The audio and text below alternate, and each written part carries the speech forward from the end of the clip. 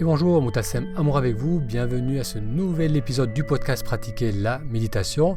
Aujourd'hui, on va parler du bienfait des états modifiés de conscience. Et pour cela, j'ai le plaisir d'accueillir Martine Gerco. Martine, bonjour, merci de participer à ce podcast.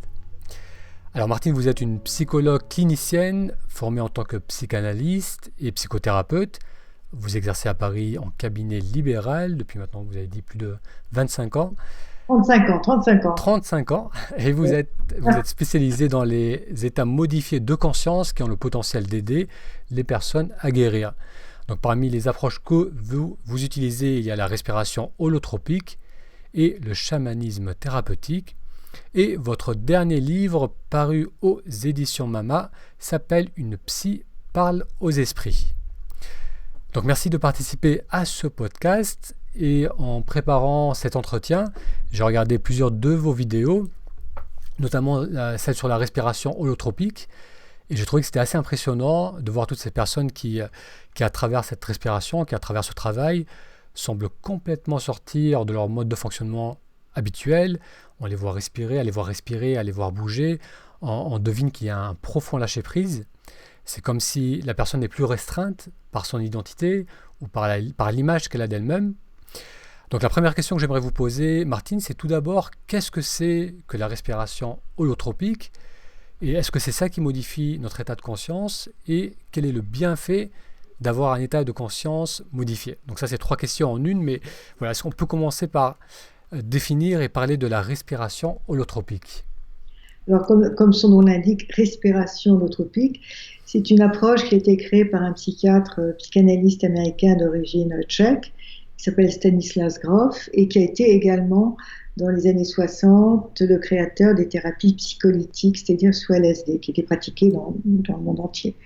Et lorsque le LSD a été interdit, d'usage thérapeutique, il a eu recours à une approche qui est utilisée par les grands mystiques pour rencontrer des états de conscience élargie, qui est la respiration.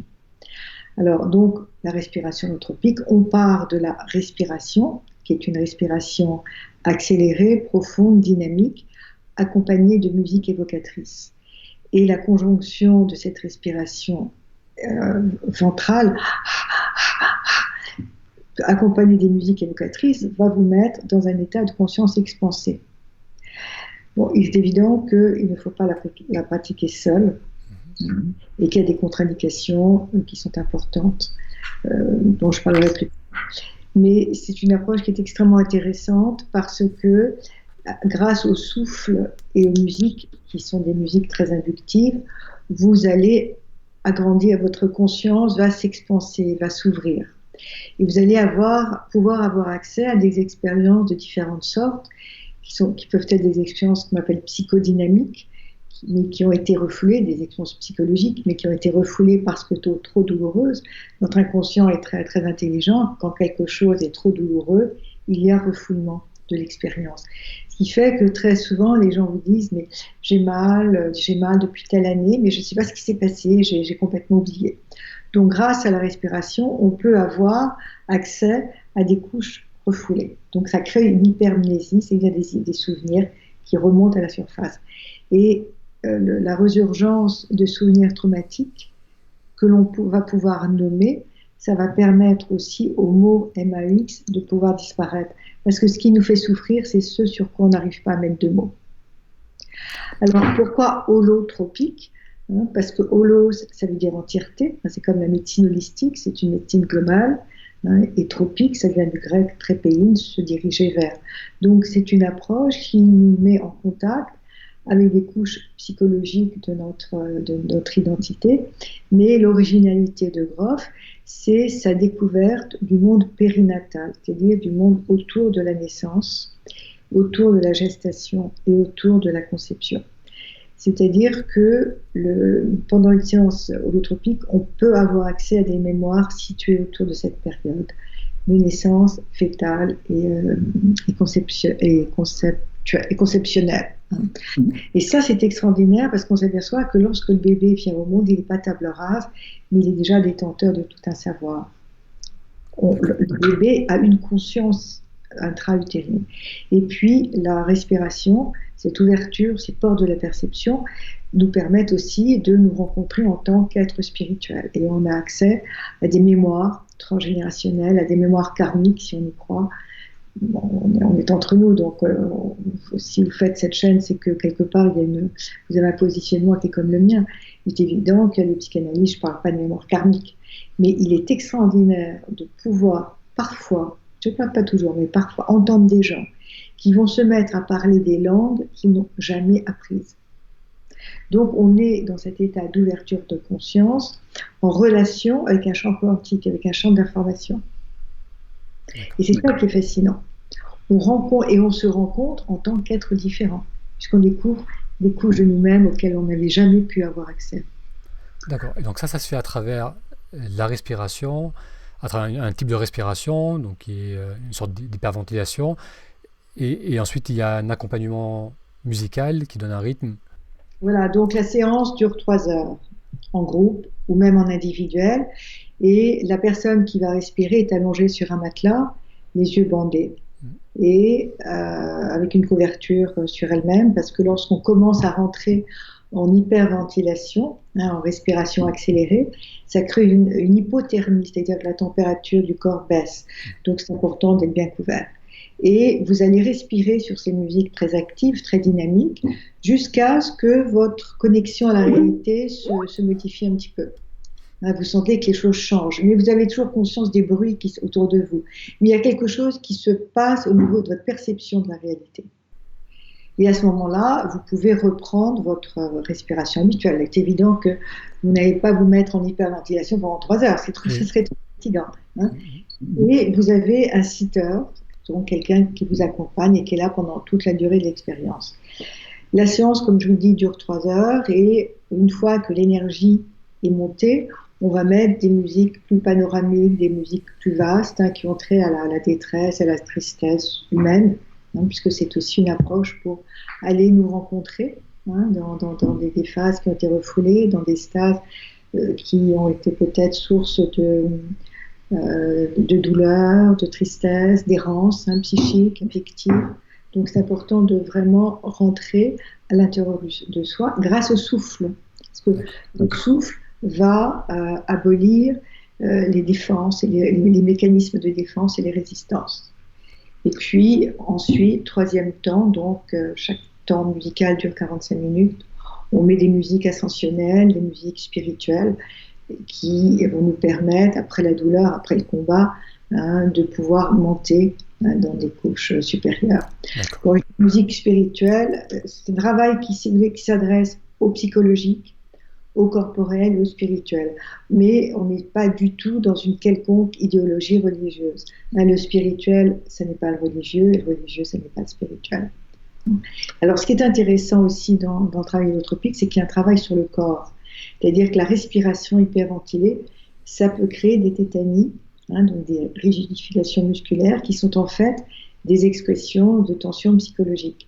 Et le rôle du thérapeute, ça sera de venir faire un travail sur cette cuirasse caractérielle pour dissoudre les nœuds émotionnels, les nœuds musculaires. D'accord. Ce dernier point est intéressant et on va y revenir. Donc vous avez parlé d'élargissement de la conscience, donc il y a cette notion de modifier la conscience, l'état de conscience. Comment ça s'expérimente? C'est-à-dire que la plupart du temps, on est dans un état de conscience qui est plutôt crispé, on va dire, sur ce qu'on vit, sur ce qu'on perçoit, sur notre identité. Et comment la personne vit cet état de confiance élargie? Comment elle mettrait en mots? Comment le mettre en mots? Quand on est dans la vie quotidienne, on a des mécanismes de défense, on a des peurs, on a tout ce qui crée la conflictualité de l'être humain, on est dans des contradictions. Puis souvent, on ne sait pas du tout, on a envie de faire des choses, on ressent une appétence pour un domaine, mais on n'ose pas quitter le connu. Et la respiration holotropique, et moi je suis psy depuis tellement d'années, et j'ai essayé, je peux vous garantir, pratiquement toutes les méthodes, sur moi-même en tant que patient. J'ai d'abord fait une analyse personnelle et didactique qui a duré très très longtemps, et puis je me suis formée à la relaxation type analytique, je suis allée aux États-Unis, je me suis formée à l'hypnose, je suis allée à Esalen, j'ai étudié beaucoup au centre de développement du potentiel humain à Salem, qui est un laboratoire où ont essaimé toutes les nouvelles thérapies. Vraiment, j'ai beaucoup travaillé sur moi. Mais pour moi, l'approche la plus complète, c'est la respiration hootropique. Parce Alors, que c'est excusez-moi, vraiment... juste un petit point, un petit pas en arrière. Qu'est-ce qui toute cette démarche, elle a commencé par quoi? Qu'est-ce qui initialement, c'était dû à une souffrance, dû à une recherche de sens? Qu'est-ce qui vous a amené à explorer toutes ces thérapies, toutes ces approches? J'ai commencé une psychothérapie quand j'avais 21 ans, à la suite d'un choc affectif. Et puis, euh, au bout de 2 ans et demi, 3 ans, bon, j'avais 24 ans, et ma psychothérapeute, qui était une vieille russe de Vienne, qui avait été l'élève d'Adler, elle me dit avec son accent russe, Martine, maintenant, il faut faire une psychanalyse et être psychologue. Okay, donc, elle m'a poussée vraiment aux fesses, excusez-moi. Et donc, j'ai commencé un cursus de psychologie clinique à Paris 7, une analyse, et puis j'ai une licence, une maîtrise, un DSS, un doctorat. J'ai commencé un doctorat que je n'ai pas terminé. Et puis, j'ai commencé une pratique psychanalytique. J'ai travaillé aussi à l'hôpital. Mais j'avais depuis toujours été attirée par le monde spirituel, le monde invisible. Mon grand-père était un grand mystique qui est parti trop tôt, d'ailleurs j'en parle dans mon livre, et je sentais toujours qu'il y avait un monde invisible qui nous entourait. Je faisais des rêves, des grands rêves.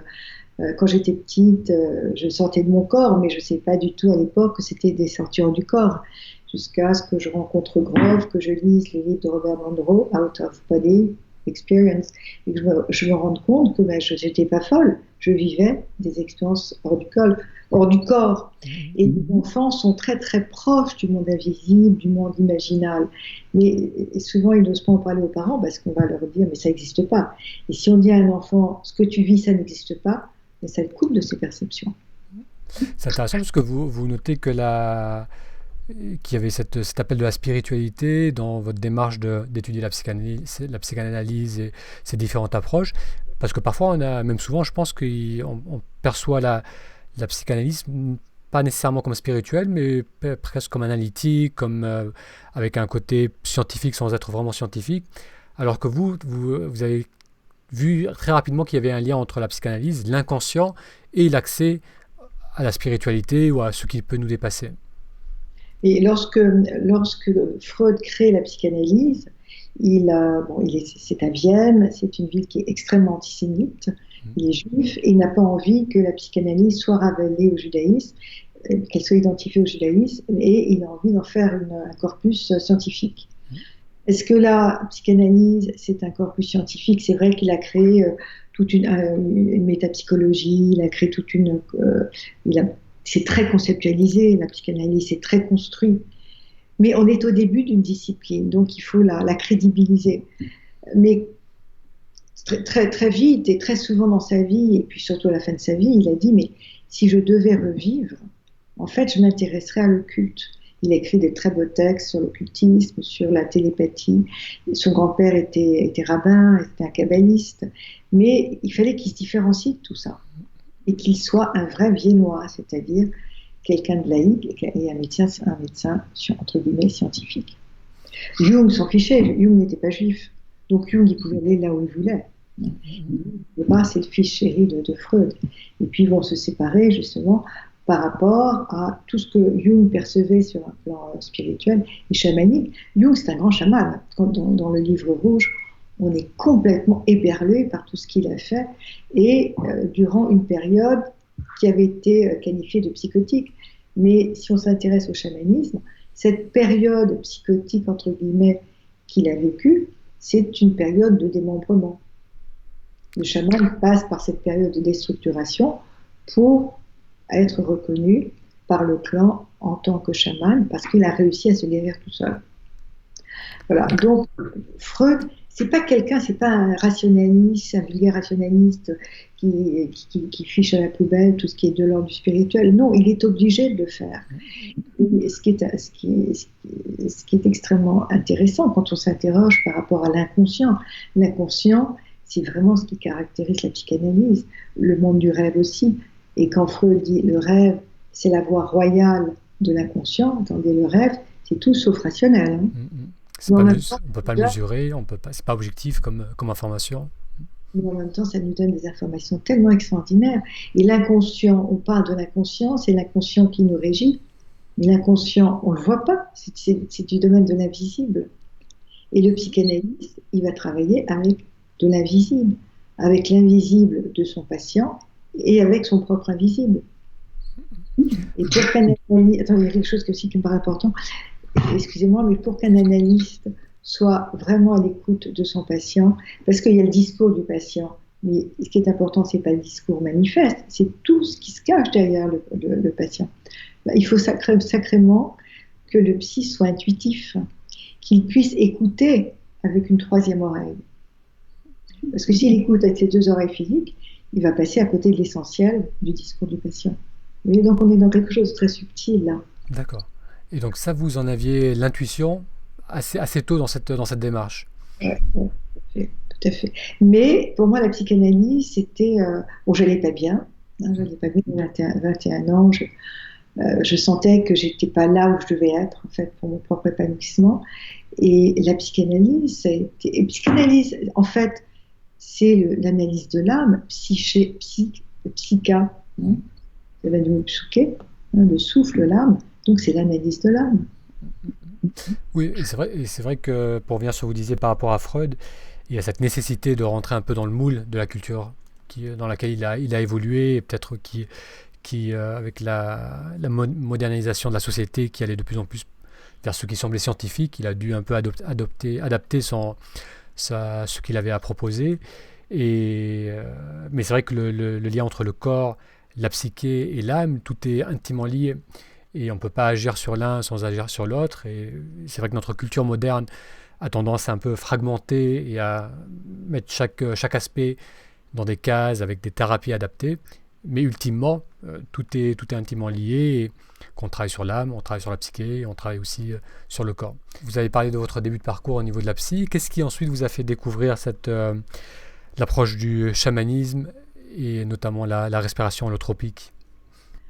Je fais partie de l'équipe de Yands, qui était une association qui avait été créée par Kenneth Ring, qui était un psychologue américain, aux États-Unis. Et Yands, c'est International Association of Near-Death States, association internationale autour des expériences proches de la mort, qu'on appelait à l'époque NDE, Near Death Experience, et qui en France s'appelle EMI, hein, expérience de mort imminente. Donc c'était il y a à peu près une trentaine d'années, un peu plus. 33 ans. Et je faisais partie de cette équipe. Et comme je vous le disais, j'avais toujours été attirée par le monde invisible, par la mort. Hein, j'ai toujours ressenti que la mort, c'était un passage. Bon, ça n'engage que moi, hein, mais depuis que je suis toute petite, c'est peut-être mon ascendant scorpion qui m'y prédispose. Et donc, je faisais partie des psys, parmi les premiers psys français, à s'intéresser à cette expérience dont les gens revenaient absolument transformés. Et qui continuaient à fonctionner sur un plan habituel dans leur vie personnelle, professionnelle et sociale, mais avec une vision de la vie totalement élargie. Et puis un soir, Non, c'est pas ça. Excusez-moi. Oui. Quand j'ai commencé ma pratique psychanalytique, je reçois un jour un message, un flyer, un petit document. Et ça, c'est important. Annonçant la venue à Paris de Stanislas Grof, et le séminaire s'appelait Death and Rebirth, c'était en anglais, mort et renaissance. Et moi, étant Verseau Scorpion, j'ai toujours donc été attirée par les phénomènes de transmutation, de mort, de renaissance, sachant que dans la vie, on a plusieurs vies, et souvent chaque vie se termine par une mort symbolique. Et j'avais très envie de faire ce séminaire, mais à l'époque, je commençais une pratique. Donc c'était il y a presque 40 ans. Je commençais ma pratique de psy et je sentais que c'était pas le moment, que c'était trop prématuré. Et puis les années passent et je fais partie de l'équipe de Yands. Et un soir, sur une table, pendant une réunion nocturne, je vois un séminaire de respiration holotropique animé par Brigitte Schauer, d'après les travaux de Stanislas Grof. J'avais une expérience clinique, je me sentais bien dans mes baskets de psy, et je me suis dit, tiens, il y a quelques années, c'était pas le moment, mais je savais, j'en parle dans mon livre, je savais que Groff, cet homme dont j'ignorais jusqu'au nom, mais les 4 lettres GROF avaient résonné de façon très très intime en moi. Mais ce n'était pas encore le moment. Et puis lorsque l'élève est prêt, le maître arrive, ou se représente une autre fois. Et là, j'ai pris le flyer, j'ai mis dans ma poche, j'ai quitté le séminaire de Jans, je suis rentrée chez moi, et le lendemain, je me suis inscrite. Et le séminaire avait lieu en France. Donc, je me suis inscrite. Et durant ce premier séminaire, j'ai vécu une expérience, une émergence spirituelle. Donc, je me suis mise à respirer, avec la technique que je vous ai énoncée tout à l'heure. Et très vite, j'ai plus senti mon corps. Je n'avais plus de corps. Et j'étais une conscience dans l'univers. Et j'ai posé, mais qu'est-ce qui se passe? Je n'avais pas de réponse.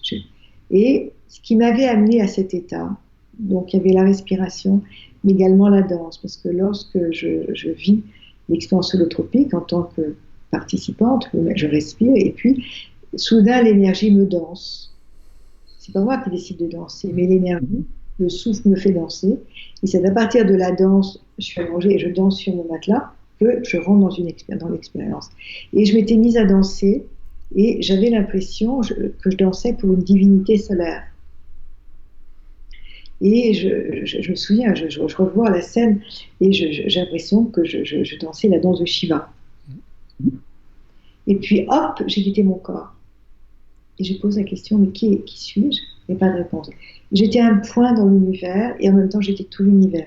C'était extraordinaire. C'était une expérience que je n'avais jamais vécue. Et je ne sais pas combien de temps ça a duré, parce que quand on est dans cette expérience holistique, la linéarité du temps la plus courte. Et puis, j'ai entendu au loin, un mantra de Muktananda, qui était un maître indien. C'était Om Namah Shivaya. Et j'avais l'impression que je dansais la danse de Shiva pendant Enfin, c'est ce qui m'était dit, hein. Et j'ai été ramenée tout doucement à la réalité. Donc, j'ai réintégré mon corps, comme si j'entrais dans une gaine. Et je me suis mise dans la posture du lotus. Moi, je fais du yoga depuis très très longtemps. Mais jamais j'ai pu me mettre dans la posture du lotus. C'est insupportable, j'arrive pas. Ça me fait mal. Pourtant, je bois très souple, mais j'arrive pas. Et je me suis retrouvée dans cette posture de lotus pendant... alors, mon partenaire qui m'accompagnait m'a dit pendant 20 minutes à peu près. Puis après, ça a été la fin de la séance. Puis ensuite, il y a une intégration, parce qu'après l'expérience holotropique, il y a une intégration verbale, c'est très important de mettre en mots. J'ai su que j'avais rencontré, ce qui m'avait été envoyé, c'est ce que je cherchais depuis toujours. Et donc là, j'ai décidé de faire la formation, de partir aux États-Unis. J'avais des jeunes enfants, j'avais une pratique, et je me suis dit, mais comment je vais faire, les enfants, ma pratique, mon mari. Vous savez, lorsque les choses sont justes, elles se font toutes seules. Et donc, je suis partie, j'ai fait la formation qui a duré 3 ans, à raison de plusieurs fois par an, pendant 15 jours à peu près, et puis voilà. Et c'était juste, enfin, je rencontrais dans la respiration holotropique ce qui manquait dans la psychanalyse, c'est-à-dire l'ouverture sur des champs de conscience autres. Et à l'intérieur desquels on se rend compte comme être multidimensionnel, avec souvent des capacités créatrices qui n'auraient jamais pu émerger si on n'avait pas ouvert les portes de la perception. Donc, je ne sais pas si j'ai répondu. D'accord, oui, tout à fait. Je vais juste réagir par rapport à ce que vous avez dit. Donc, c'est intéressant parce qu'il n'y avait pas de recherche spécifique, c'est-à-dire que ça allait plutôt bien. Donc, vous étiez en début de carrière avec cette énergie du nouveau. Et vous avez quand même eu l'intuition que ça serait intéressant de faire ce stage, ce programme. Et ça vous a amené à vivre quelque chose que vous suspectiez certainement même pas au niveau du ressenti, de ce que vous allez ressentir. Et ça, je trouve que c'est intéressant parce que très souvent, on peut être dans une dynamique d'attendre quelque chose de spécifique en croyant que c'est ça qui va nous permettre de grandir, qui va nous faire du bien, qui va nous permettre de nous dépasser.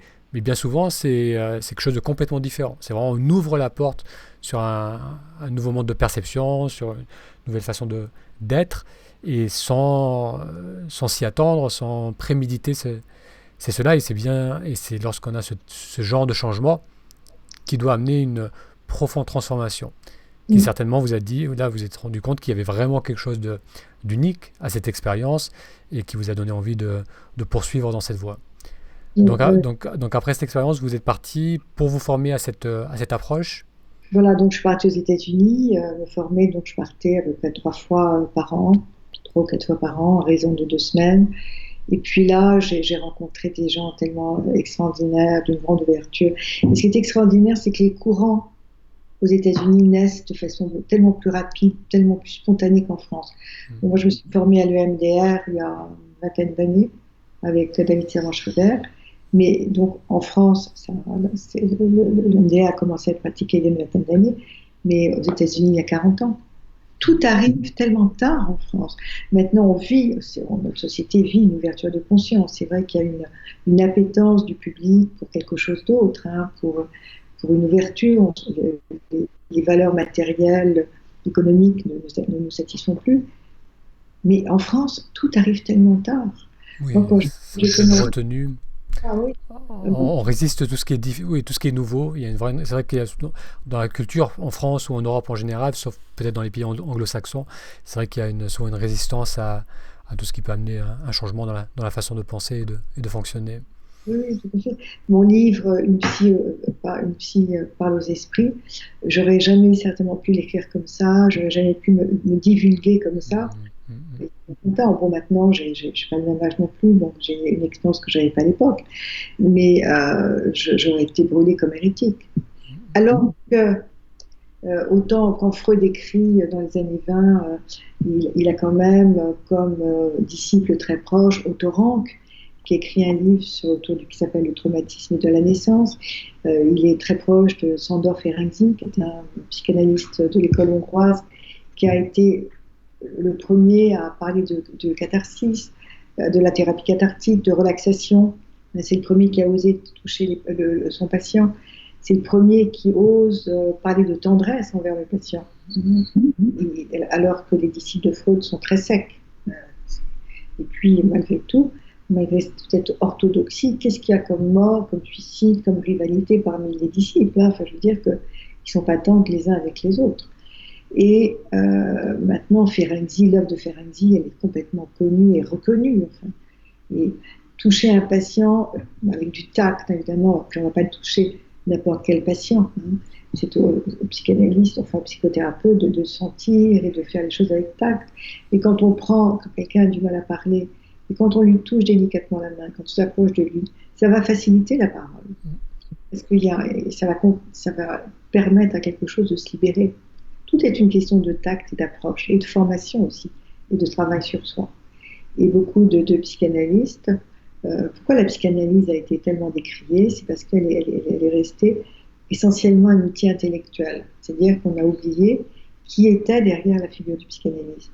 Mais il ne faut pas oublier que si on choisit un jour d'être psychanalyste, ce n'est pas uniquement par intérêt intellectuel. Les Amérindiens, ils parlent du wounded healer, le guérisseur blessé. Parce qu'un jour, nous, on a été blessés. Parce qu'un jour, on avait mal et que quelqu'un nous a tendu la main et nous a aidés à passer de l'autre côté. C'est le pont. Mais c'est ça, on est un passeur. Oui. Parce que quelqu'un nous a aidés à passer. Donc, il y a une transmission. Et souvent, les psychanalystes oublient que l'acte psychanalytique, c'est un acte de transmission. Oui, c'est vrai qu'il y a, je pense, dans tout travail d'évolution ou de guérison, il y a le rapport à l'autre qui est fondamental. On reste des êtres extrêmement sociaux et pour grandir et pour aider l'autre à grandir, ça se fait qu'à travers un rapport avec cette capacité d'empathie, comme vous disiez, toucher la personne et être vraiment avec la personne et lui faire ressentir qu'on ressent ce qu'elle ressent, ça crée un espace où la personne va se sentir en sécurité et elle va petit à petit lâcher prise, s'ouvrir peut-être à d'autres possibilités et se transformer. Et comme vous le disiez aussi, je pense qu'en France et parfois dans d'autres endroits en Europe, il y a cette résistance et je pense qu'elle persiste à un certain degré, c'est la peur du lâcher prise. On se méfie un peu de tout ce qui peut passer au-dessus du conscient, en dessous du conscient. il y a cette dimension de perte de contrôle, qui pourtant est souvent nécessaire parce que plus on comprend comment la psychologie fonctionne, la neuropsychologie fonctionne, plus on réalise que la plus grande source de souffrance, c'est ce conscient qui tourne tout le temps, qui cherche à contrôler, qui se juge, qui juge le monde. Et le fait de le débrancher fait énormément de bien. Donc pourquoi vous pensez qu'il y a cette telle résistance à débrancher le conscient et à lâcher prise? C'est la peur de l'inconnu. Ce qui fait le plus peur, finalement, c'est le changement. Krishnamurti écrit un très beau texte qui s'appelle Se libérer du connu. Mais pour pouvoir se libérer du connu, encore faut-il pouvoir accepter de perdre ses défenses, ses mécanismes, de les laisser tomber. Et parfois, c'est terrifiant parce que le sujet s'est construit autour de ces mécanismes de défense. Et parfois, on ne doit pas y toucher parce que si on y touche, la personne s'effondre. Donc tout à l'heure, je vous parlais des contre-indications pour les méthodes cathartiques, donc des problèmes psychiatriques, des problèmes, certaines pathologies organiques, femme enceinte, non c'est pas une pathologie, mais si la femme est enceinte, il ne faut pas qu'elle se mette en ventilation, elle risque de perdre le bébé. Donc si vous voulez, il faut être extrêmement vigilant et quelqu'un qui va venir me voir et qui est quelqu'un qui est fragile, qui est un moi fragile, il est évident que je le mettrai en face à face, que j'aurai une approche beaucoup plus classique, tout en étant très empathique, mais plus classique pour ne pas le désarçonner. Tout à l'heure, je vous parlais du toucher. Bon, moi, en tant qu'analyste, je ne suis plus derrière, je me mets perpendiculaire au patient. Donc le patient est allongé, et moi je suis comme ça. Et quand il a du mal à parler, tout doucement, je m'approche et je lui demande est-ce que vous permettez parce que je sens qu'il y a un blocage au niveau du plexus, que je mette ma main sur le plexus. Je demande toujours l'autorisation, parce que sinon c'est intrusif. Et le fait de poser délicatement, ça apaise, et à ce moment-là, il y a une parole qui sort, qui peut se libérer. Parce que pour que la parole puisse se libérer, il faut qu'il y ait une sacrée confiance, parce qu'on est dans l'intime. Donc je dirais que je ne valorise pas une approche plutôt qu'une autre, mais pour des sujets qui ont névrosé, comme vous et moi, l'approche holotropique, c'est fabuleux. C'est fabuleux parce que ça libère un potentiel.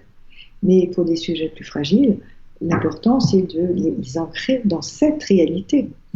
Parce qu'il y a une sorte de fascination pour les états modifiés de conscience. Et ça ne s'adresse pas à tout le monde non plus. D'accord. Et donc parfois, on peut même presque passer par le corps tout d'abord, tout simplement commencer par le corps. Comme par exemple, là je sais qu'il y a pas mal d'études qui montrent que pour les personnes en dépression sévère, c'est plus simple de les amener à se reconnecter à eux-mêmes à travers le corps qu'à travers la méditation, qui est peut-être un peu trop exigeante d'être en silence lorsqu'on est en pleine crise, alors qu'à travers le corps, la marche, le massage, un bain chaud, déjà, ça peut amener un retour vers soi, un début de relâchement. Donc c'est vrai que c'est chaque personne là où elle se trouve. Tout à fait.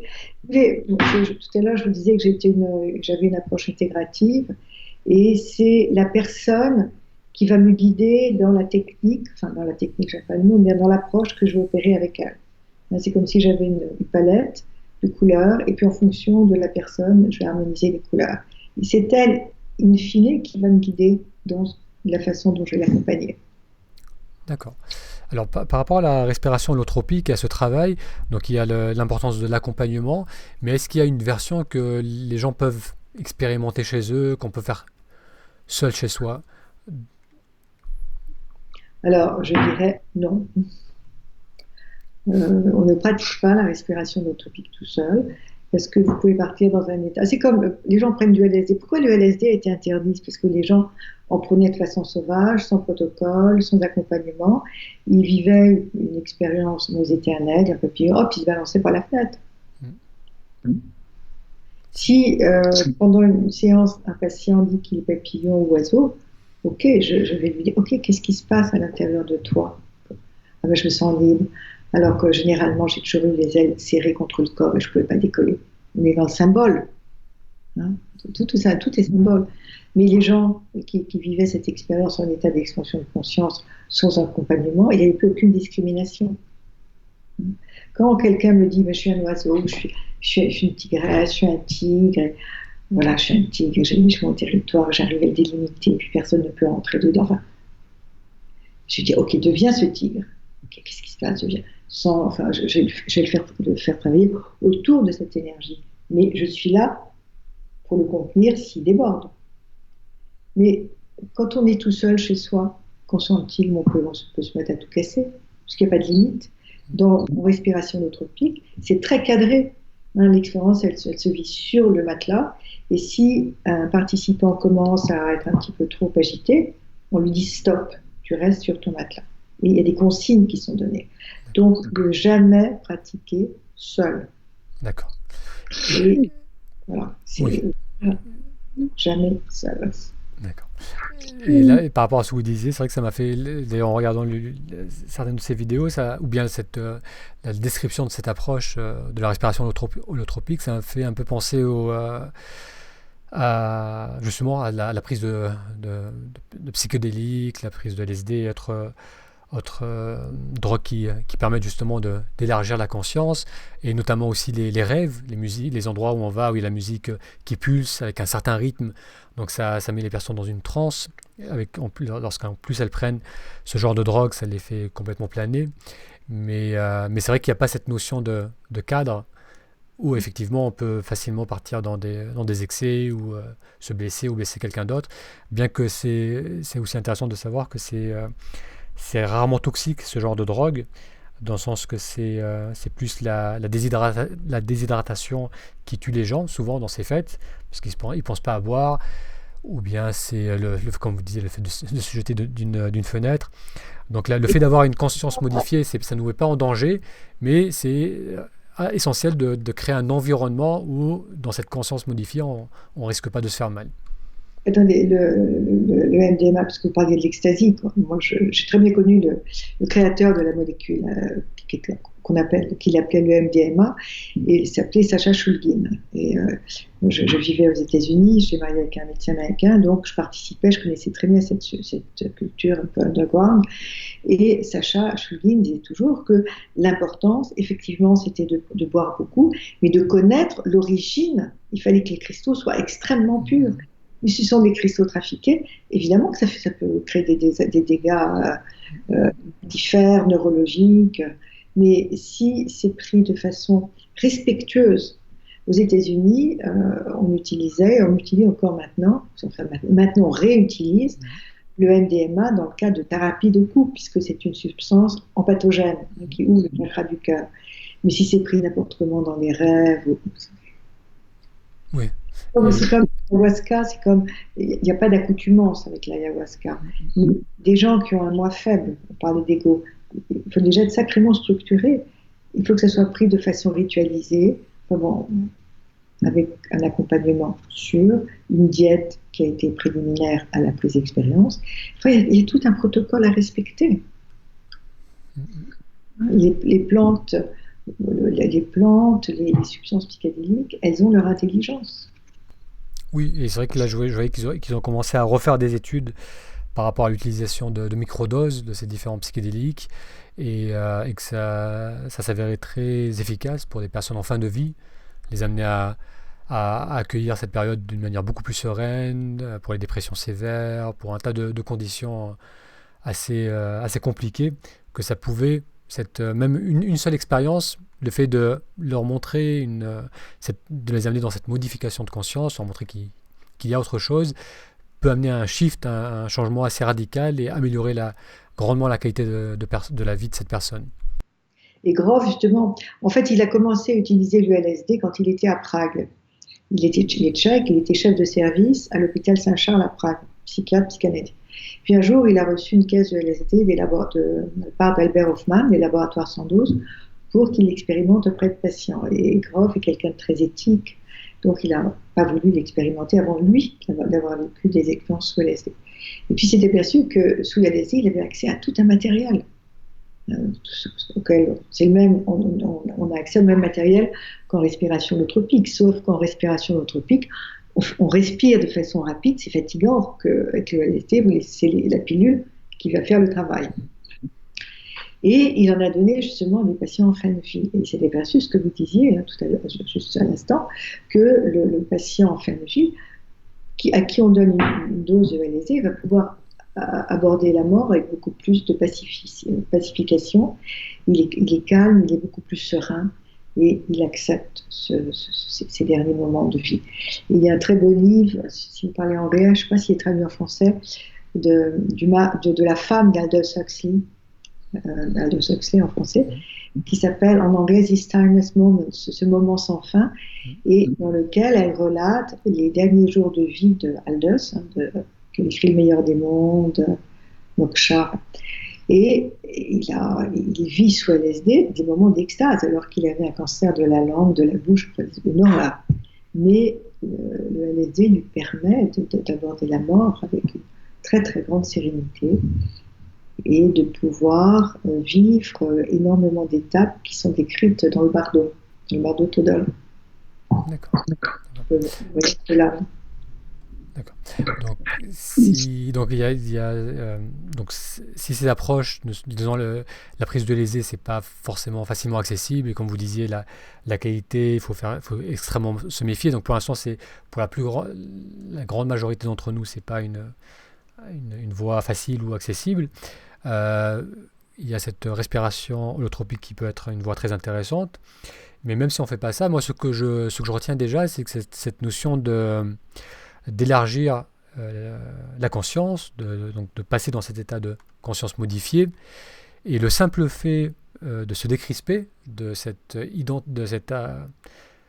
association à qui l'on croit être, à notre rôle dans le monde, à comment le monde devrait être. Donc on est souvent très crispé par rapport à notre vision des choses. Le simple fait de décrisper cela, donc à travers notamment ce travail de respiration, déjà est thérapeutique et libérateur en soi. Donc il n'y a pas nécessairement besoin de comprendre quelque chose. Le simple fait de lâcher prise et de se connecter à cette conscience plus élargie crée déjà une transformation en soi. C'est pour ça que Groff parlait en anglais, je traduirai après, the healing state, l'état le potentiel de guérison, the healing potential of non-ordinary states of consciousness, le potentiel de guérison des états non ordinaires de conscience. Parce que c'est vrai que dans cet état de conscience élargie, il y a une énergie qui est à l'œuvre. Et pour qu'elle soit à l'œuvre, il est important de ne pas du tout réfléchir, de ne pas mentaliser l'expérience, de ne pas essayer de la comprendre, de la laisser être. Parce que nous, occidentaux, on a tendance à tout analyser, à tout mentaliser. Et que même parfois, dans l'expérience, si vous sentez des choses bizarres, vous avez envie de grogner, de rire ou de chanter, allez-y. Laissez l'énergie faire son travail. Il y a un maître de guérison intérieure. Et c'est lui qui sait ce qui est bon pour vous. Et ce maître de guérison, c'est notre inconscient. Et qu'est-ce que vous pensez de la méditation comme voie justement pour élargir cette conscience et pour se dépasser l'ego? Alors, j'aime pas beaucoup ce mot d'ego. Dépasser l'ego, ça veut dire quoi? Parce que dépasser l'ego, c'est dépasser notre petit moi. Mais en même temps, on a besoin d'un ego. Au sens psychanalytique, c'est la structuration du moi. Alors, dans le monde spirituel, lâchez votre ego. Mais attendez, si on lâche notre ego, on va se laisser dominer, on va devenir la proie des gourous, on perd notre sens critique. Le sens critique, c'est important, le sens de la discrimination. Et puis quand certains maîtres spirituels disent « laissez tomber votre ego, drop your ego », mais attendez, ils ont des égos en or massif. Quand on dit à des disciples « laissez tomber votre ego », c'est pour mieux le dominer. Pas tous, parce qu'il y a des maîtres qui sont intègres, mais il y en a aussi qui ont une telle soif de pouvoir sur l'autre qu'ils s'arrogent des droits qui empêchent le disciple d'être libre. Ce que j'aime, c'est pour ça qu'on ne peut pas, si vous voulez, dissocier, à mon avis, l'approche spirituelle d'un travail psychologique. Parce que le travail psychologique, il vous rend libre. Parce que le psy, il ne va jamais influencer. Un bon psy, il ne va pas influencer son patient. Oui. Il dit la vérité. Oui, alors si dépasser l'ego, c'est peut-être pas le bon terme, c'est plutôt se décrisper notre attention qui a tendance à se focaliser sur nos manques, sur nos souffrances, et qui ne voit que ça. Et c'est plutôt d'élargir cette conscience, cette attention à autre chose. tout à fait. Alors, il y a plusieurs types de méditation. Moi, j'aime beaucoup la méditation de pleine conscience de Kabat-Zinn, qui est enseignée par Cornfield, parce que c'est une méditation qui est dénuée de toute approche spiritualiste, donc qui peut s'adresser à tout le monde. Simplement le fait de respirer consciemment, inspire, expire, inspire. Quand il n'y a pas d'idéologie en place. Et une fois que la personne est ancrée en elle-même, qu'elle voit ce que la méditation peut lui apporter, à ce moment-là, elle va peut-être s'initier à d'autres pratiques. Mais dans la MBSR ou dans la MBCT, la méditation de pleine conscience, il y a toujours une mise en parole après la séance. Et mettre des mots sur ce qu'on a vécu, c'est important. Mais quand les gens vont méditer, des gens qui sont très flottants sur le plan de la structure psychique, vont dans des ashrams, dans des temples, ils vont méditer pendant des heures à réciter des mantras auxquels ils ne comprennent rien, là c'est dangereux. C'est vraiment dangereux. Donc la clé pour en profiter sans perdre notre structure, c'est de se connecter à cette présence et ensuite de mettre en mots l'expérience qui a été vécue, mettre en mots ce qu'on ressent, ce qu'on pense. C'est très beau ce que vous dites. C'est se mettre en contact avec sa présence, notre présence. C'est en fait, comment je pense que pour être sur un chemin spirituel qui ne va pas, parce qu'on voit, si vous voulez, des décompensations multiples suite à des ateliers, ouvrez vos chakras en 2 jours, ou connectez-vous, ouvrez le 3e œil. C'est bullshit, c'est se foutre du monde. Ce qui est important, c'est l'intégrité. C'est que la personne soit suffisamment intègre en elle-même pour pouvoir ensuite aller voir ce qui se passe à l'extérieur, pour pouvoir vivre des expériences. Si on n'est pas ancré, un arbre, c'est ce que je dis toujours, mais j'aime bien cette expression, un arbre sans racines, il ne va pas pouvoir se déployer. Il n'aura rien.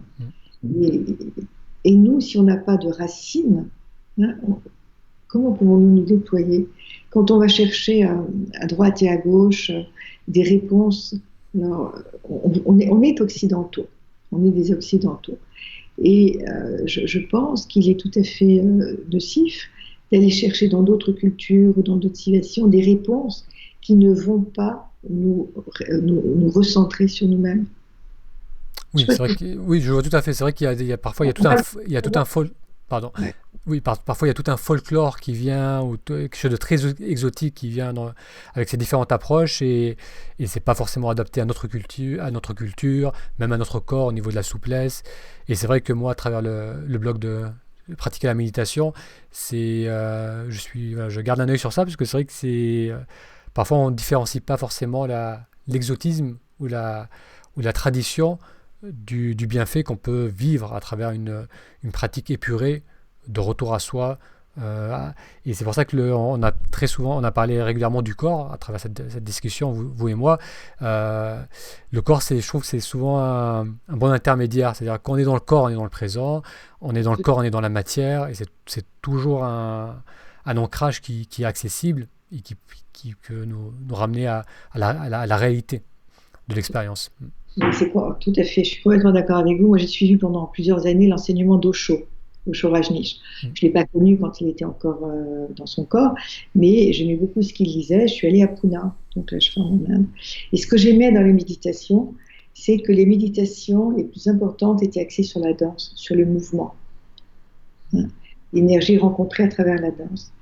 Et la danse, en fait, c'est aussi un outil méditatif. On peut rentrer en méditation à travers le mouvement. Regardez les soufis, ils rentrent en méditation à travers cette danse magnifique. Et pour moi, les plus grandes expériences que j'ai eues en méditation, parce que je suis méditante aussi, c'était à travers la danse. Parce que ça me réintégrait à mon corps. Et j'ai vécu, je vous ai parlé d'agression tout à l'heure, j'ai vécu 2 agressions dont je parle dans mon livre, et la dernière, c'est une agression qui m'a vraiment, je dirais, fracassée dans mon corps. Donc, j'en parle dans mon livre, je ne vais pas prendre le temps, ça m'a fracassée. Donc, il a fallu que je retrouve, que je réhabilite mon corps. Donc, quand on voit, on ne peut pas le deviner, parce que j'ai fait beaucoup de rééducation. Mais l'outil majeur, il y a deux outils majeurs pour à nouveau que je puisse réhabiter mon corps, c'était la marche. Et la marche, c'est une méditation. On peut pratiquer la méditation en marchant, en se centrant sur nos pas. Et ça a été la danse. Sans la danse et sans la marche, je n'aurais pas pu réhabiliter mon corps. Le réhabiliter, rentrer à nouveau en lui. Et ce que je dis toujours, c'est habitez votre corps, faites-le travailler, faites du sport, et pas du sport bête et méchant pour se muscler, mais conscientisez le mouvement à travers le corps. Et on se conscientise, c'est comme une méditation. Et moi, je voue un amour immodéré pour la danse et la marche, parce que sans ces deux outils, je n'aurais pas pu réintégrer mon corps. Oui. Et je trouve que les textes spirituels, certains textes, ne valorisent pas assez le corps. Et justement, ce que j'aimais chez Osho, bon, il y a eu plein de scandales autour de lui, mais bon, peu importe, ce qu'il écrit, c'est fabuleux, parce qu'il a compris le monde occidental. Il a compris qu'on ne peut pas accompagner des Occidentaux sur un plan spirituel comme on le ferait avec des Asiatiques ou des... on n'est pas pareil, on est différents. Voilà, et on a chacun notre outil culturel, spirituel. On vient de quelque part. Et souvent, on cherche à partir de ce qui nous a fécondés. C'est dommage. Oui. Même je l'ai fait, donc je parle en conséquence, parce que j'ai exploré plein de terres étrangères, et finalement, je me dis, mais j'ai tout dans ma tradition. Oui, parce que c'est vrai que parfois c'est l'exotisme, le différent qui nous attire, mais c'est pas nécessairement ce dont on a besoin ou ce qui va vraiment nous être utile. Une fascination pour l'exotisme, mais souvent c'est à côté de nous que la réponse. Bien d'accord avec vous, oui. Alors, Martine, vous venez d'écrire un livre donc, qui a été publié en octobre de cette année, récemment, qui s'appelle Une psy parle aux esprits, aux éditions chez Mama. Chez Mama Édition. Alors, qu'est-ce qui vous a donné envie d'écrire ce livre ? Pourquoi écrire ce livre ? C'est un livre qui était en gestation depuis très très longtemps et qui aurait pu s'appeler une femme en voyage ou bien de l'inconscient à la conscience cosmique. Donc c'est un itinéraire, c'est un voyage, c'est le voyage d'une vie. Et pour moi, la vie, c'est une quête incessante. Et on a, comme je vous le disais tout à l'heure, on a plusieurs vies dans une vie. C'est un petit peu ce qu'est ce livre, où je parle aussi, donc je parle de mon évolution personnelle et clinique, parce qu'il y a toujours un parallèle chez moi entre mon ouverture spirituelle et mon ouverture clinique. Tout est lié. Et puis, c'est aussi un message d'espoir, parce que j'ai vécu des épreuves douloureuses. J'ai été agressée 2 fois.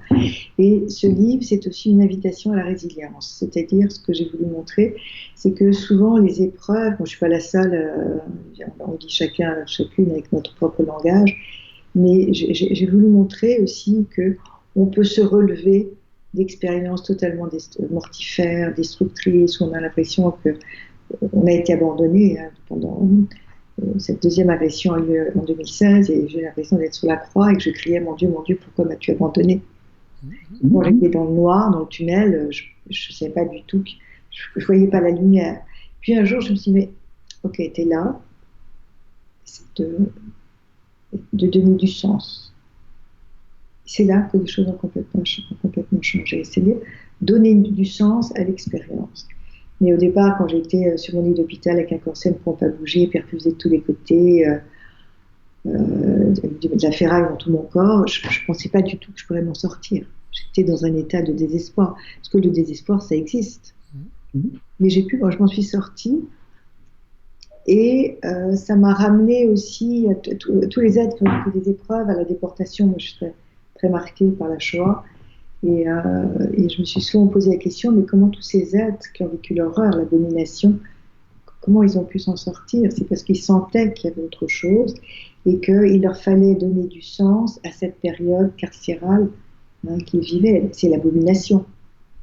Et les gens qui ont pu s'en sortir, c'est ceux qui arrivaient à s'isoler psychiquement de ce qui leur arrivait.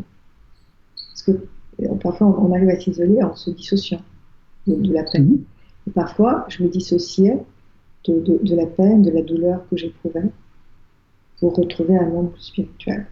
Et puis après, au fur et à mesure que mes os guérissaient, il fallait que je retrouve l'usage de mon corps. Et là, c'est autre chose. C'était aussi comme un travail spirituel, de se réapproprier son corps, de sentir qu'avec la force de l'esprit, on arrive tout doucement, on fait des progrès. Je ne pouvais plus bouger mon épaule, parce que j'ai une double fracture de l'humérus. Et c'était vraiment par la centration, par la respiration, que j'ai pu tout doucement retrouver. C'était très méditatif. Ça a été un enseignement fabuleux. Donc, je peux vous demander quand est-ce qu'ont eu lieu ces agressions? On a eu une qui a eu lieu au mois de novembre 2016, le 17 novembre 2016, pratiquement un an, jour pour jour, après le décès de mon père. Et la deuxième a eu lieu le 5 septembre 2016. D'accord, donc c'est relativement récent. Ouais. Et peut-être que tout ce parcours que vous avez eu auparavant, toutes ces expériences de vie vous ont permis peut-être aussi de traverser cette période très difficile d'une manière plus... de guérir et de presque d'en sortir grandi grâce à ce parcours de vie que vous avez eu auparavant. Oui, mais je crois que les souffrances, les épreuves, elles sont là pour nous faire grandir. C'est-à-dire, c'est la seule façon de ne pas nous transformer en victimes, c'est de donner du sens à l'expérience. Sinon, c'est vraiment plein pour moi, pour vous, moi, pour vous, de moi, qu'est-ce qui m'est arrivé. On arrête avec ça, c'est insupportable. Et la seule façon de nous sortir et de retrouver le sens du vivant, le sens de la vie, c'est de devenir un guerrier spirituel. Donc, c'est de pouvoir ranimer, retrouver, réassocier toutes nos forces de vie, toutes nos pulsions de vie. Et on y arrive. Alors, évidemment, je ne vais pas parler, j'ai souvent été très solidaire d'un journaliste qui s'appelait Jean-Marc Bobis, qui avait écrit Le Scaphandre et le papillon, et qui était atteint d'une maladie neurodégénérative inguérissable. Il ne pouvait, donc il était allongé pendant plusieurs années sur son lit, je crois dans un poumon d'acier, il ne pouvait correspondre qu'en clignant l'œil. Et donc il a écrit un livre absolument bouleversant. Alors évidemment, ce que je dis là, ça n'engage que moi. Je pense que Jean-Dominique Bobis a vécu un enfer autre. Et on vit chacun notre enfer. Des enfers dont vous pouvez vous guérir et d'autres dont vous ne pouvez pas vous guérir. Et ce qui me fait aussi penser aussi au fait que je milite beaucoup pour le droit de mourir dans la dignité. Et je me souviens avant qu'on m'opère, parce que j'étais opérée 2 fois, à la suite de cette agression, j'ai chopé un staphylocoque doré, enfin bon, j'ai eu la totale. J'avais dit au chirurgien, si je ne récupère pas mes jambes, je veux partir. Et donc, je savais que je pouvais, pas en France, mais qu'il y avait des possibilités d'aller en Suisse ou en Belgique et de pouvoir partir. Et c'est un sujet qui me turlupine beaucoup parce que on devrait avoir le droit de partir lorsqu'on ne peut plus se battre. Et je pensais aussi au supplice, ce qu'a vécu Vincent Lambert, en fait, à tous ces combats autour de cet homme qui avait demandé autrefois, s'il lui arrivait d'être allongé sur un lit d'hôpital, il était infirmier, il connaissait bien les règles, les lois, de l'aider à partir. Il n'a pas été respecté. Et le respect, la liberté de chacun, c'est de pouvoir partir au moment où il ne peut plus lutter. Et donc vous, est-ce qu'il y avait quand même il y avait un peu pas de sérénité, mais il y avait de l'absence de peur, c'est-à-dire que vous dites, voilà, si j'arrive pas à redevenir fonctionnel, je préfère partir, mais c'était plutôt serein comme choix, ou vous viviez ça comme une grande souffrance J'étais entourée de beaucoup d'amour, de ma famille, de mon compagnon, de mes enfants. Donc, l'amour, c'est le plus bel étayage, parce que quand vous avez cette force de vie qui vous entoure et qui vous alimente, j'ai eu peur. Alors, quand j'étais agressée, j'étais fracassée de partout, parce que j'étais menacée par un poignard Un type avait pris rendez-vous, s'était fait passer pour un futur patient, il m'a menacé d'un poignard, il est rentré dans mon cabinet, il m'a menacé d'un poignard, et moi j'ai profité d'un moment d'inattention de sa part et j'ai sauté par la fenêtre. D'accord. Oui, j'ai sauté par la fenêtre du premier étage. Heureusement, on habitait le premier étage. Mais je me suis quand même fait double fracture de l'avant, de l'utérus, plein de fractures au niveau lombaire, sacrum, sternum, hémorragie cérébrale. Ouais. Et donc, je suis restée pendant 2 jours sur une planche de bois, j'étais perfusée parce qu'il n'y avait pas d'équipe chirurgicale pour m'opérer. Il ne fallait pas que je bouge. Parce que sinon, je risquais de mettre en danger la moelle épinière. Et je me souviendrai toujours, quand je suis rentrée en salle d'op, j'ai dit au chirurgien, si je ne veux plus marcher, je ne peux plus. Mais quand je me suis retrouvée, et c'est ça qui est extraordinaire, dans la dissociation, donc je suis tombée, je me suis retrouvée sur le bitume, puis je ne sentais plus mon corps. Tout à l'heure, je vous parlais d'une expérience holotropique où je n'avais plus de corps, et bien là, mon cerveau était intact, malgré l'hémorragie cérébrale. Je me disais, mais je vais mourir, je vais mourir, je vais mourir. Mais je ne sentais pas mon corps. Il y avait un phénomène dissociatif. Quand je suis rentrée en salle d'opération et que je savais qu'on allait toucher mon corps, l'opérer, là, j'ai eu très, très, très, très peur. J'ai dit, ah, c'est mon choix. Mais bon, je ne pense pas qu'on m'aurait euthanasié pour ça. Vous savez, les médecins ont très peur de ça. Ils sont très, très engagés. Donc, c'est aux patients de prendre ces décisions. D'accord. Donc, j'explore un peu tout ça parce que j'ai l'impression que le fait d'avoir touché ces états de conscience modifiés, d'avoir eu accès à ces outils et fait tout ce travail, ça fait que malgré cette expérience qui est vraiment intense et unique, vous l'avez traversée avec avec accès à une confiance que peut-être quelqu'un n'aurait pas s'il n'avait pas fait ce cheminement auparavant. Quand vous êtes dans le noir, parce que en fait, j'ai vécu ça comme la nuit noire de mon âme. Quand vous êtes dans le noir, vous êtes dans le noir. Hein. Et puis, au fur et à mesure que elle commence à me bouger les doigts, ou bien qu'il y a quelque chose qui répond au niveau du corps, il y a quelque chose qui revient de l'ordre de la vie, de l'ordre de l'espoir. Je ne veux pas de l'espoir, de l'espérance. Une espérance de vie qui revient. Sinon, c'est pour ça que dans le domaine spirituel, on reparle du corps. Quand on voit que le corps, ça n'a pas d'importance. Bien sûr qu'il a de l'importance. Il est essentiel. L'expérience spirituelle, elle naît à partir de notre corps. Enfin, pour moi, c'est ça. Jean-Dominique Bobis, qu'est-ce qu'il vivait? Alors, il faut que je relise son bouquin. Mais qu'est-ce que peut vivre un homme qui est dans un poumon d'acier, qui ne peut plus rien bouger? Alors, il s'abstrait de son corps, il ne sent plus son corps, ou bien il le sent, mais ne peut pas. Enfin, c'est quelque chose que j'ai du mal à conceptualiser et à dire, mais moi, je suis bouleversée par cet homme. Je suis bouleversée par la souffrance, sinon je ferais par la souffrance de l'autre, hein, parce que quand on a soi-même souffert, on ne peut pas ne pas être touché par la souffrance de l'autre. Et plus on a été au contact de notre propre souffrance, plus on est à l'écoute et à la perception de ce que l'autre peut ressentir, en laissant l'autre et l'autre. Puis moi, je suis moi, parce que sinon, il n'y a plus de thérapie possible. Mais il y a quelque chose de différent qui se fait, qui se crée. D'accord. Et donc dans le livre, pour une personne qui passe par une période de transition ou une période de souffrance, ça peut être un support, cette capacité de résilience. Oui. Pour moi, ce livre, en fait, c'est une ode au vivant. Au vivant et à la multiplicité des possibilités que l'on a. C'est vraiment une ouverture vers tous les possibles. Vers tous les possibles à l'intérieur de nous. C'est dire qu'on est nos propres maîtres, en fait. Reconnaissez-vous en tant que votre propre maître. Parce que si vous avez une maladie létale, par exemple, une maladie comme un cancer, une maladie grave, Bon, je ne parle pas des maladies neurologiques, il n'y a pas grand-chose à faire.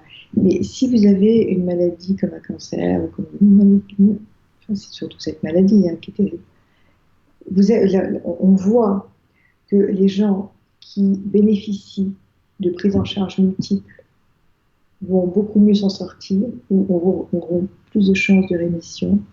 Et ça, je le dis souvent, parce que je me suis occupée beaucoup de patients qui étaient dans ces situations, que s'en sortiront beaucoup plus que quelqu'un qui va bénéficier uniquement d'une approche oncologique, médicale.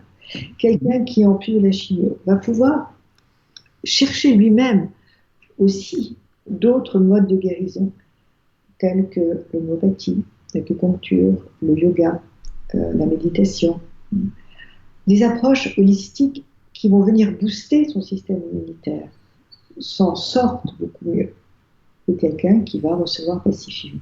Parce que la chimio, c'est sacrément douloureux. Ça laisse des traces, c'est très invasif. On est encore très, très empirique, mais on ne sait pas toujours comment doser. Ça tue les cellules cancéreuses, ça tue de bonnes cellules aussi. Donc, on a besoin, le patient a besoin d'être traité sur un mode global. Donc, c'est aussi, si vous voulez, la propre curiosité que l'on a par rapport à l'approche thérapeutique qui sera pour nous la meilleure, qui va permettre aussi aux forces de guérison de pouvoir se soulever, de pouvoir se réveiller. Il y a plein d'approches. Par exemple, si on prend de la chimio, si on reçoit malheureusement de la chimio, on peut bénéficier d'approches de médicaments. Il y a un médicament qui a été très décrié par le corps médical et qui a fait aussi des preuves, c'est le traitement, c'est Beljanski. L'approche Beljanski, il y a plein d'approches. Mais au lieu de s'exclure les unes les autres, pourquoi pas créer des passerelles? Pourquoi ne pas communiquer les uns avec les autres? Moi, je pour une psychothérapie, pour une psychanalyse intégrative, aux psychanalystes de s'ouvrir à d'autres champs d'expérience, mais aux médecins aussi de s'ouvrir à ce que font des confrères. Et tous ensemble, on pourra œuvrer à quelque chose de plus global, de plus universel, pour le bien du patient. Oui, ce sont des querelles d'ego. Oui, on revient sur cette notion d'approche holistique, que ce soit au niveau des thérapies, au niveau du soutien qu'on peut avoir, holistique dans le sens d'adresser les différents paramètres de notre être, donc non seulement au niveau physique, psychique, de l'âme, mais aussi au niveau relationnel, de la communauté dans laquelle on est. Donc c'est vrai que je pense que plus ça va, plus il y a cette conscience quand même qu'on peut pas, on n'évolue pas seul dans une bulle, on est tous des êtres multidimensionnels, liés les uns entre les autres. Et c'est vrai que plus on va accéder à ces différentes dimensions de notre être, plus on va pouvoir vivre en harmonie avec ce qu'on ressent et en harmonie avec les autres. C'est amusant parce que Tigrane Ading, donc mon éditeur, dit « Mais Martine, en fait, c'est une Indiana Jones en jupon. » En jupon, ouais. Pour moi, si vous voulez, la vie, en fait, je vous disais, c'est un voyage, c'est une aventure, et je crois que mon appétence, mon amour de la vie, ça vient de ça, en fait, de cette quête. Souvent, on me dit, mais tu n'es pas fatigué, tu n'en as pas assez, écoute, à ton âge, je n'ai pas un âge canonique, mais j'ai plus 20 ans non plus. Mais je crois que c'est cette quête, cette curiosité qui est l'élément de ma vie. Et plus je vis, je ne suis pas une aventurière, je suis une aventureuse. Et j'aime l'aventure de la vie. C'est une aventure avec ses merveilles, avec ses délices, ses bonheurs, ses fracas aussi. Mais on peut pas. Quand on explore des champs, des nouveaux champs d'investigation, on se laisse la figure. Et c'est ça qui vous a donné envie d'explorer le chamanisme. C'est vrai que ça pour beaucoup de personnes, et ça a vraiment une dimension unique. Parce que ça ouvre sur un monde qu'on n'a pas du tout l'habitude d'adresser. C'est dans une partie du monde, dont d'ailleurs c'est dans beaucoup de différentes parties du monde, mais c'est une partie de la population qui est très connectée à la Terre et à la nature. Donc comment vous définiriez-vous le chamanisme? Comment vous l'avez découvert et comment vous l'utilisez?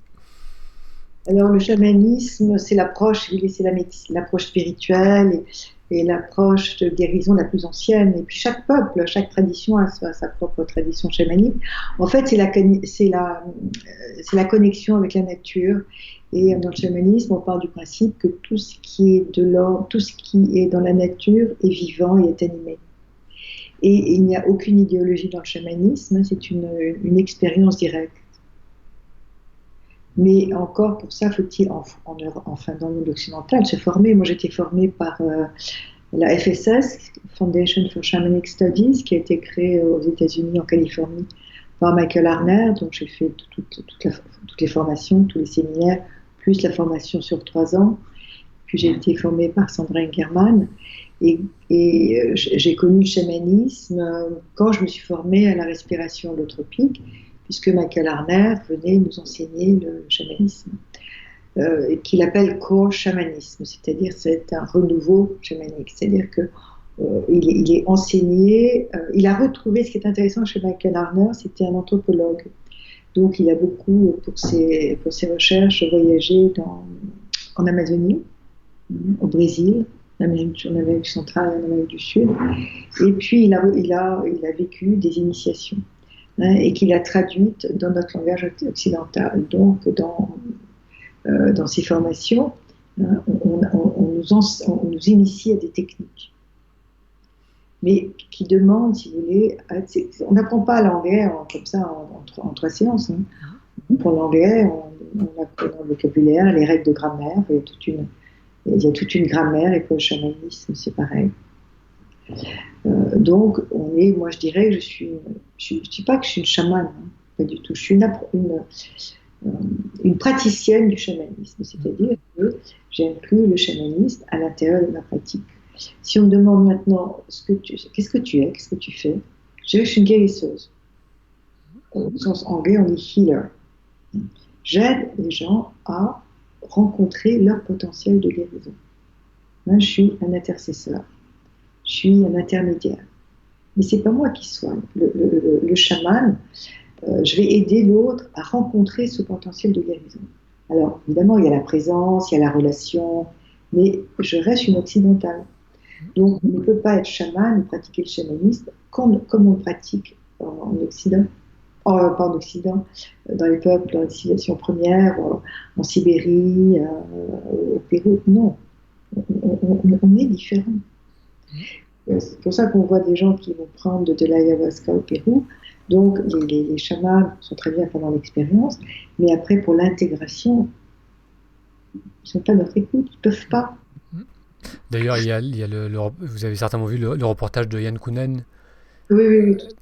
Oui, où justement il explique que lui, il a vécu ça, c'était traumatisant pour lui. Il a mis des mois à s'en remettre et il a dû même retourner pour essayer de se reconstruire.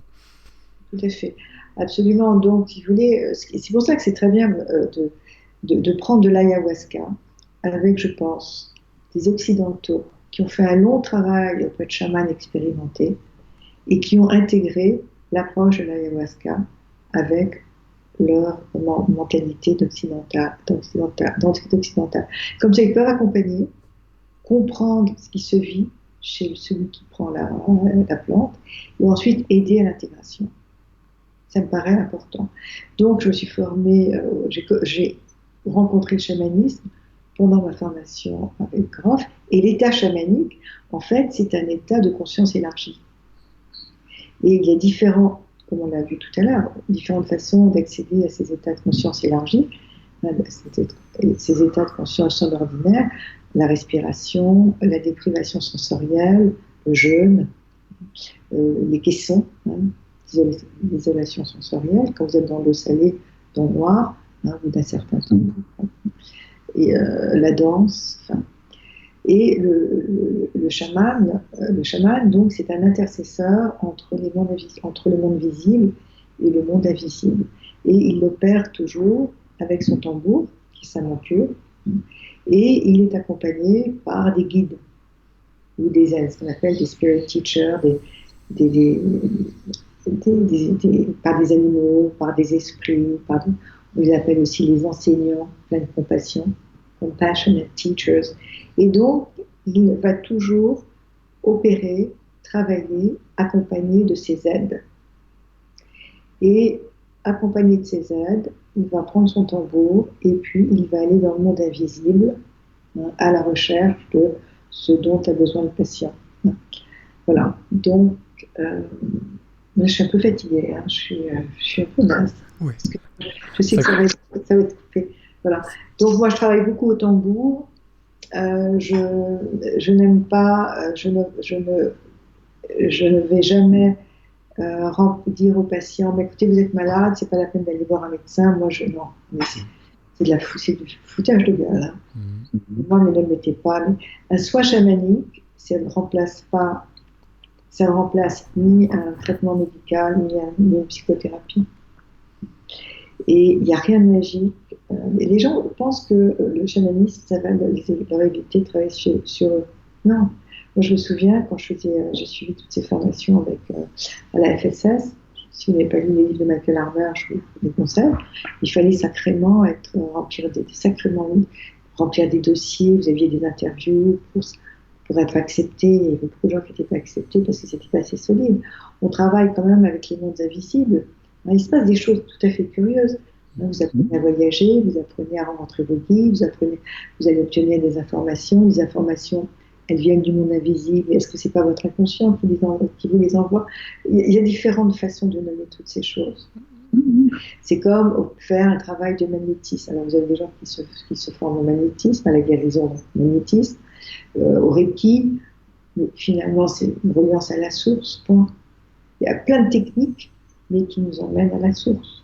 Donc le chamanisme, pour moi, si vous voulez, le seul outil, je demeure complètement convaincue que quand on a quelqu'un qui vient nous voir et qui est en douleur, le meilleur outil, c'est la présence de l'autre. Mais une présence qui implique d'avoir beaucoup travaillé sur soi. C'est comment on se sent invité par l'autre. C'est ça. C'est la présence inconditionnelle à l'autre. Et ça se trouve pas avec des techniques, avec des pratiques, en faisant un séminaire par-ci, un séminaire par-là. C'est en étant allé de plus en plus au centre de soi. C'est comme un oignon, on enlève toutes les pelures pour arriver au noyau. Finalement, c'est ça. Et c'est ça aussi, mon livre, c'est plus vous allez à l'intérieur de vous. D'abord, plus vous êtes curieux. Mais en même temps, plus vous allez à l'intérieur de vous pour vous rencontrer, plus vous allez rencontrer l'autre aussi. C'est mieux se connaître pour mieux choisir, mieux se connaître pour ne pas se faire avoir, mieux se connaître aussi pour accueillir l'autre. Ça, c'est une invitation au voyage et c'est une invitation à l'accueil de soi pour pouvoir accueillir l'autre aussi. Très bien. Je pense que c'est une très belle façon de terminer cet entretien. Donc encore une fois, rappeler le titre du livre, c'est Psy parle aux esprits, aux éditions... Mama Édition. Aux éditions Mama. Et vous avez un site web aussi où les gens peuvent vous retrouver? Psyemergence.com. Psyemergence.com. Je mettrai le lien sur la page de cet épisode. Martine, un grand merci pour votre temps, pour d'avoir partagé avec générosité ce parcours de vie. Et je vous dis à très bientôt. À très bientôt, et j'étais ravie de ce moment passé avec vous. Et à bientôt. À bientôt.